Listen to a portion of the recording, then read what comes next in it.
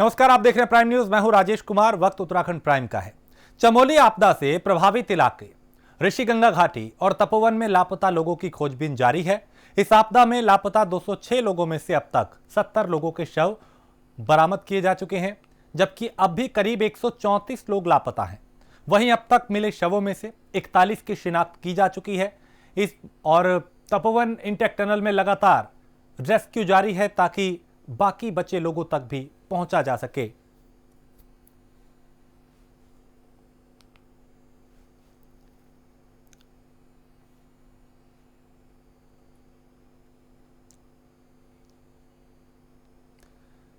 और चमोली तपोवन का उमा भारती ने दौरा किया। इस बीच उमा भारती आपदा प्रभावित लोगों से मिलने के लिए पहुंची, साथ ही आपदा प्रभावित इलाके का दौरा किया।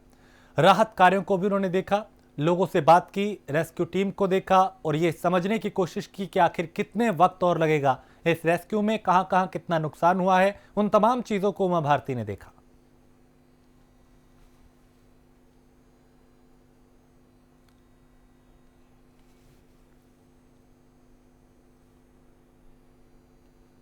तो उमा भारती यहां पे पहुंची थी क्योंकि ये वही इलाका है चमोली का जहां पे आपदा आई थी। आपदा प्रभावित जो इलाका है उसका दौरा उमा भारती ने किया।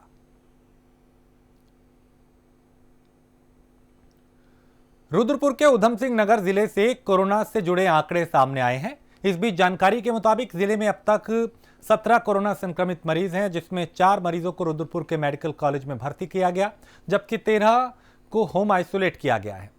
होम आइसोलेशन में काशीपुर इलाके के सबसे ज्यादा मरीज हैं। इस बीच उधम सिंह नगर जिले के मुख्य चिकित्सा अधिकारी देवेंद्र सिंह पंचपाल ने बताया कि जिले में रोज 1400 से 1500 लोगों के सैंपल लेकर कोरोना की जांच की जा रही है, जिसमें कोरोना वायरस पाए जाने पर इलाज किया जा रहा है।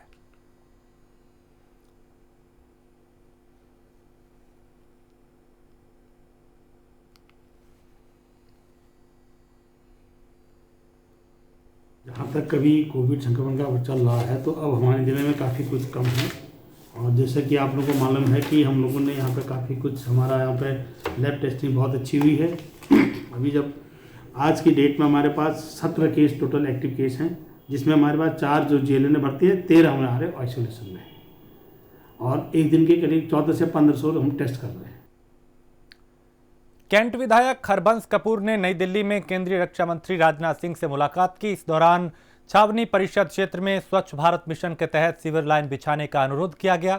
दरअसल प्रधानमंत्री की ओर से देश भर में स्वच्छ भारत अभियान चलाया जा रहा है, जिसके तहत स्वच्छता के कई कार्य किए जा रहे हैं और इसका व्यापक असर जमीन पर भी दिख रहा है। लेकिन रक्षा मंत्रालय के अंदर आने वाले छावनी परिषद में ये योजना लागू नहीं है। हरबंस कपूर ने स्वच्छ भारत मिशन के तहत देहरादून के छावनी क्षेत्र में सीवर लाइन बिछाने का काम शुरू करवाने का अनुरोध किया।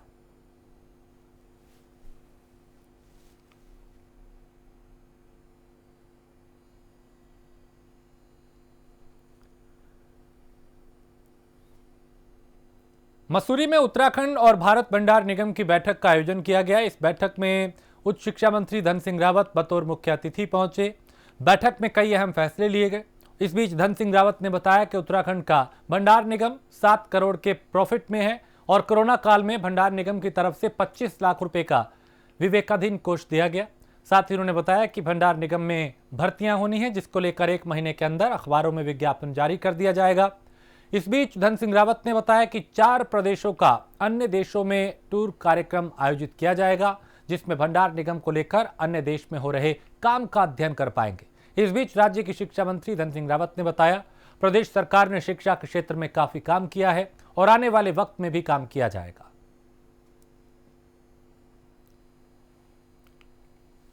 उत्तराखंड भंडार निगम की और हमारे भारत सरकार के भंडार निगम की एक संयुक्त बैठक आज यहाँ होती है और ये हमारी त्रैमासिक बैठक होती है। भंडार निगम हमारा उत्तराखंड का लगभग 7 करोड़ रुपये प्रॉफिट में इस साल, और अच्छा काम हमारे भंडार निगम में हो रहा है। कोविड में भी हमने 25 लाख रुपए अपने विवेकाधीन कोष मुख्यमंत्री के लिए कोष में भेजे थे। हम एक तो जितने पदों की अभी यहाँ भर्ती होती है, आज हमने तय कर दिया है कि 1 महीने में सभी की जो है विज्ञापन निकल जाएगा और नई नियुक्तियाँ की जाएंगी। दूसरा निर्णय ये किया हमने कि हम एक टूर प्रोग्राम जो है 4 प्रदेशों का अपने लोगों को भेजेंगे, जिसमें कि वो वहाँ के अच्छे काम जो हो रहे हैं उनका भी अध्ययन करते हैं।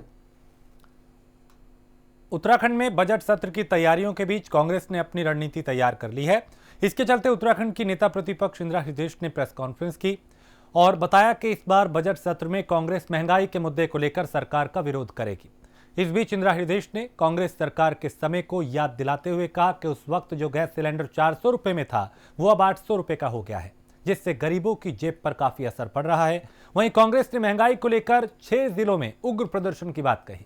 इस प्रदर्शन में प्रदेश के प्रभारी और प्रदेश के अध्यक्ष शामिल होंगे।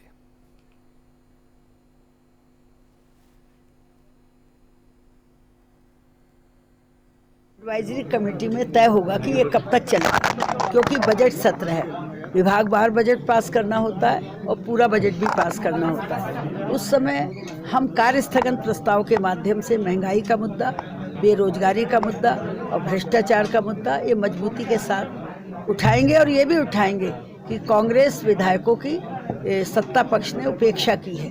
उनको कोई भी हिस्सा न सड़क निर्माण में मिला न अन्य में मिला, ये भी उठाएंगे। और अभी जो इन्होंने एक निर्णय लिया है कि जेल में आईपीएस अधिकारियों को उच्च पद पर रखा जाएगा, इसका भी कानूनी दृष्टि और संवैधानिक दृष्टि से इसका विरोध करेंगे और कहेंगे कैडर के लोगों को ही सीनियरिटी के आधार पर ये अवसर मिलना चाहिए।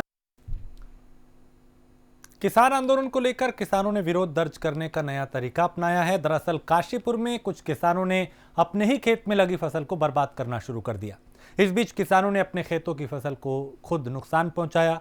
हालांकि कुछ स्थानीय लोगों के समझाने पर किसान रुक गए, लेकिन किसानों में गुस्सा अब भी शांत नहीं हुआ।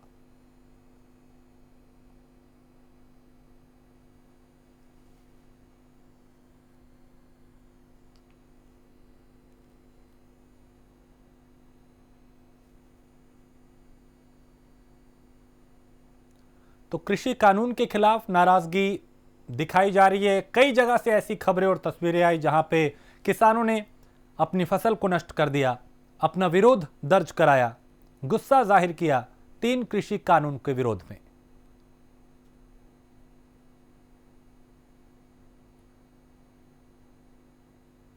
मुझे किसी किसान ने फ़ोन करा था कि वो सरदार अवतार सिंह जी अपनी गेहूं की फसल जोत रहे हैं।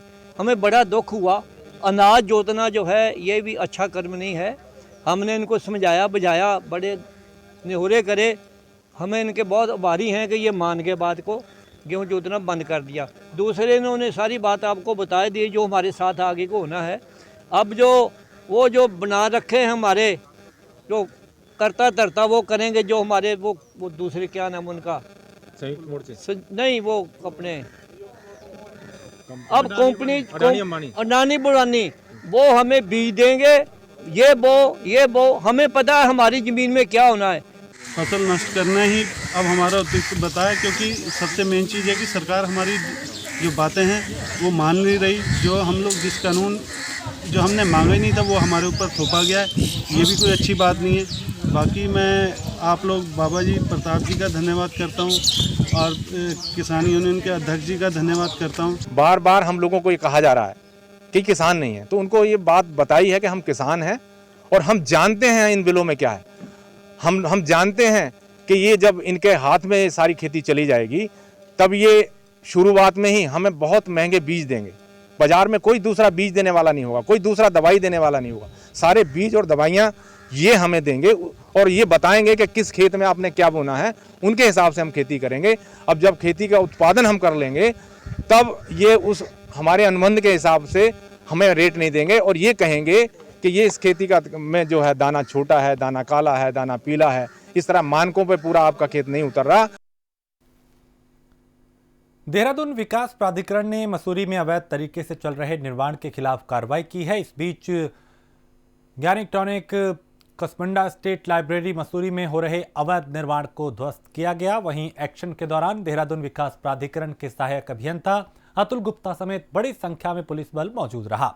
वहीं एमडीडीए के सहायक अभियंता अतुल गुप्ता ने बताया कि अवैध निर्माण के पीछे सुमन वर्मा नाम के शख्स का हाथ है और इस मामले में पहले भी चालान काटा जा चुका है, लेकिन अवैध निर्माण ना रुकने के चलते ध्वस्तीकरण का कदम उठाया गया।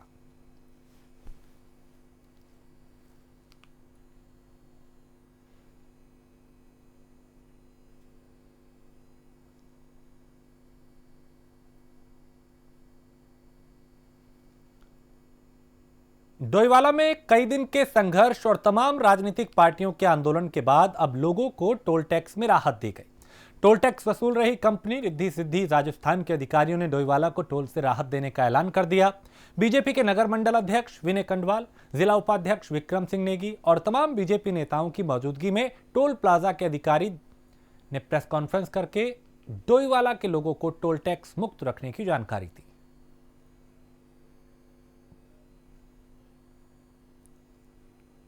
टोल रिद्धि सिद्धि का संचालक बोल रहा हूँ और स्थानीय मांग को ध्यान में रखते हुए व्यक्तिगत वाहनों को जो 275 रुपये यहाँ पे शुल्क है उसको मैंने मार्च से फ्री करवा दिया है। उसमें आपको कोई शुल्क नहीं दिया जाएगा। इसके लिए आपको सर्वप्रथम गाड़ी के अंदर फास्टैग अनिवार्य रूप से लगाया जाएगा। अगर वो नहीं होगा तो उसको कोई इस तरह की सुविधा नहीं मिलेगी। फास्टैग लगवाने के पश्चात आपको गाड़ी लाने की यहाँ कोई आवश्यकता नहीं है, सिर्फ गाड़ी पे फास्टैग होना चाहिए। उसके साथ हमारे यहाँ पे टोल पे आना पड़ेगा। आपका वोटर आईडी जो डोईवाला क्षेत्र का होना चाहिए और गाड़ी की आरसी जो कि डोईवाला क्षेत्र की होनी चाहिए, उनकी केवाईसी नोट की जाएगी और उसको हमारे कंप्यूटर से अपडेट किया जाएगा।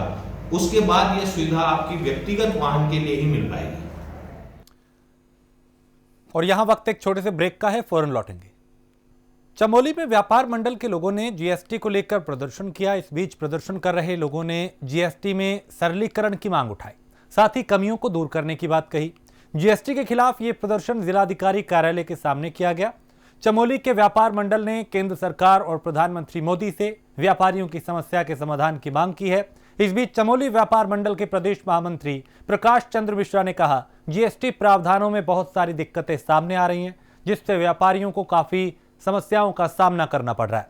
साथ ही टैक्स रिटर्न फाइल करने के लिए इन लोगों को अब चार्टर्ड अकाउंटेंट की जरूरत पड़ रही है, जिससे व्यापारियों पर आर्थिक बोझ भी बढ़ रहा है।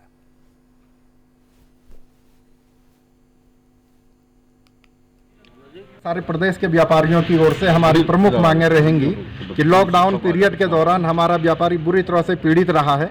हम प्रथम जो राज्य सरकार के हाथ में, इसके द्वारा सरकार से मांग करते हैं कि राज्य सरकार हमारे जो है कि कोरोना काल के दौरान बिजली के, पानी के बिलों को जो है कि पूर्णतः माफ़ करे। इसी के साथ कोरोना काल के दौरान हमारे सारे लाइसेंस जो कि हमारे लाइसेंस एक्सटेंड समाप्त हुए हैं, प्राय हैं, उनको उसी पीरियड को देखते हुए एक्सटेंड करें। आगामी समय के लिए हमें राहत प्रदान करते हुए इन्हीं लाइसेंसों को निःशुल्क और कम शुल्क के साथ सरकार जो है कि इनको लागू करने का प्रावधान करे।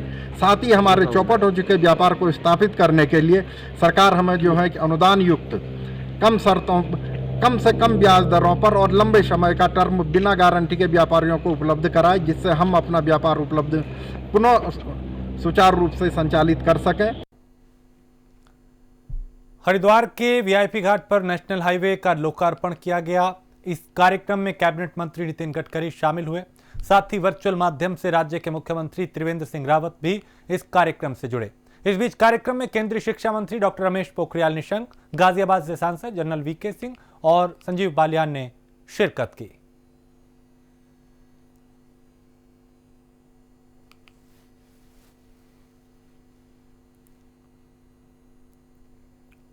किच्छा के अंबेडकर चौक से दरऊ तक 9 किलोमीटर रोड को फिर से बनाने का काम शुरू किया गया है। इस काम की शुरुआत इलाके के विधायक राजेश शुक्ला ने फीता काटकर की। सभा को संबोधित करते हुए विधायक ने यह भी कहा कि किच्छा विधानसभा क्षेत्र के दर्जनों गांवों को जोड़ने वाली ये रोड काफी अहम है। आने वाले वक्त में और भी सड़कें जो हैं उनकी मरम्मत की जाएगी।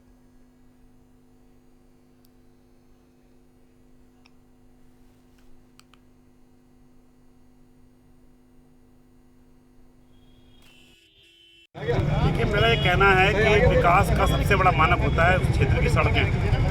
सड़क जो होता है वो बुनियादी विकास होता है। वैसे भी जो 5 मौलिक बातें मानी गई हैं, शिक्षा, स्वास्थ्य, पेयजल, विद्युत और सड़क, अगर हम 5 चीज़ें लोगों तक पहुंचा दें तो माना जाता है कि हमने बेसिक रूप से विकास कर दिया। इसलिए मेरा फोकस रहा है कि मेरे क्षेत्र की सारी सड़कें अच्छी रहें। मेरा फोकस है कि मेरा पढ़ाई का अच्छा काम हो, इसलिए मैं डिग्री कॉलेज और कॉलेज लेकर आया हूँ। स्वास्थ्य की सुविधाएं अच्छी देने के लिए मैंने किच्चा अस्पताल में डॉक्टर्स की नियुक्ति कराई है। और यहाँ पेयजल के लिए अभी हमने बंडिया में भी 18 करोड़ की लागत से एक नई पेयजल व्यवस्था बनाई है। साथ साथ में हम जल जीवन मिशन में 1 रुपये में कनेक्शन देने जा रहे हैं पूरे क्षेत्र को। और विद्युतीकरण के मामले में भी अभी हमने नया पावर स्टेशन 2 और मंजूर कराए हैं किच्चा के लिए। और टिहरी के चंबा पुलिस लाइन में एसएसपी ने मॉडल पुलिस लाइन और स्मार्ट बैरिकेड्स का उद्घाटन किया। दरअसल पुलिस महानिदेशक के निर्देश के बाद टिहरी में भी पुलिस थानों और चौकियों को अपग्रेड किया जा रहा है और पुलिसिंग को बेहतर बनाने और आम जनता के साथ समन्वय के लिए जन संवाद कार्यक्रम आयोजित किए जा रहे हैं।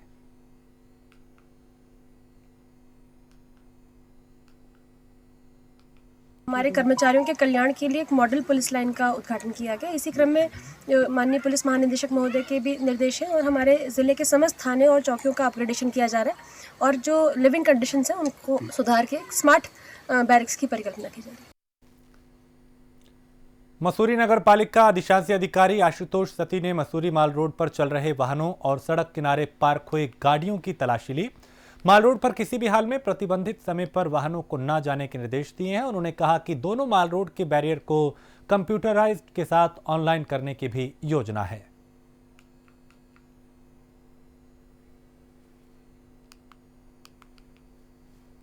मॉल रोड और मसूरी की जान है और सभी लोग यहाँ पे घूमने आते हैं, स्पेशली पैदल वॉक करने के लिए आते हैं। तो हमारा उद्देश्य ये है कि मॉल रोड को इस तरीके से व्यवस्थित की जाए कि जो भी यहाँ पर्यटक घूमने आता है वो उसका पूरा लुत्फ़ उठा सके। तो इसी के क्रम में आज हमने जो गाड़ियाँ पार्क की जाती हैं अव्यवस्थित तरीके से पार्क की जाती हैं या जो बिना पास के अंदर जा रहे हैं, ताकि उससे पालिका का जो रेवेन्यू है वो भी लीकेज ना हो और गाड़ियाँ जो हैं अव्यवस्थित तरीके से पार्क ना हो माल रोड में, उसी के तहत ये अभियान।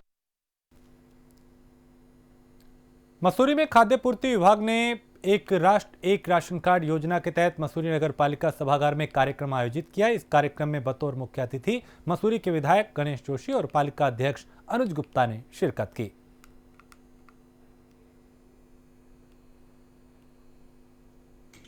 मैंने सभी लोगों को मंच के माध्यम से अवगत कराया कि one nation one ration card के लिए ये जो बायोमेट्रिक कार्ड है ये हमारा उपयोगी है, क्योंकि इसमें जो डाटा है किसी कंज्यूमर का, उसके परिवार के सदस्यों का, वो डाटा पूरी तरह से इलेक्ट्रॉनिक मीडियम पे लगाया गया है। डिजिटल डाटा है, सारे मेंबर्स जो हैं आधार कार्ड से लिंक हैं। तो ये भी अभी डिस्कशन हुआ था, सूचना सबको दी गई, उपभोक्ताओं को दी गई कि राशन कार्ड का पीवीसी कार्ड डिजिटल कार्ड का मतलब ये है कि उसके आधार से लिंक है, अब वो व्यक्ति दूसरी जगह अपना राशन कार्ड नहीं बना सकता है। तो डुप्लीकेसी तो यहीं पर खत्म हो गई है। जहाँ तक ट्रांसपेरेंसी और राशन डिस्ट्रीब्यूशन की बात हो गई, तो सरकार की ये व्यवस्था है कि बायोमेट्रिक रूप से राशन बटेगा। बायोमेट्रिक मतलब व्यक्ति जाएगा, उसके परिवार का सदस्य जाएगा, वो अंगूठा लगा के अपना राशन प्राप्त करेगा। तो ये हम ट्रांसपेरेंसी की तरफ बढ़ रहे हैं। डुप्लीकेसी खत्म होना ही अपने आप में एक ट्रांसपेरेंसी है। फिर राशन डिस्ट्रीब्यूशन सिस्टम जब इलेक्ट्रॉनिक माध्यम से होगा तो इलेक्ट्रॉनिक रूप से दर्ज होगा।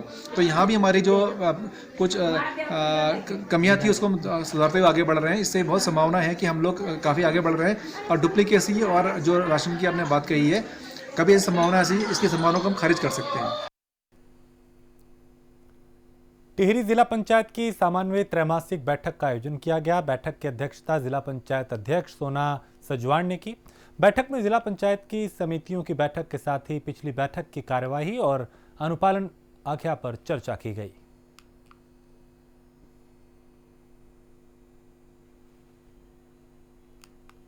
पंचायत की त्रैमासिक बैठक है। इस बैठक में आज जिला पंचायत का जो आगामी बजट है वो पेश होगा। उस बजट का अनुमानित जो बजट है 40,05,54,600 रुपये है।